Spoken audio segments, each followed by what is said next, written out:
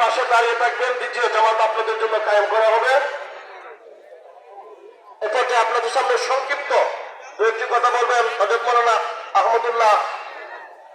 খান বিপ্লবী সাহেব। أعوذ بالله من الشيطان الرجيم بسم الله الرحمن الرحيم يا أيها الذين آمنوا كتب عليكم الصيام كما كتب على الذين من قبلكم لعلكم تتقون قال النبي صلى الله عليه وسلم الصوم لي وأنا أجزي به اللهم صل سيدنا مولانا وعلى آل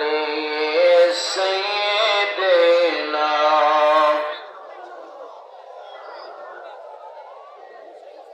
दुनिया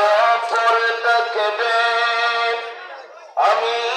একদিন তকব না সবাই আমায়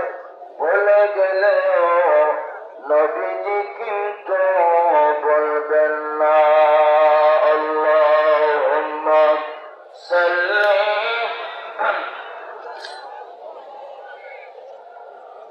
مولانا محمد وعلى آل سيدنا مولانا محمد اللهم صل وسلم وبارك عليه السلام عليكم ورحمة الله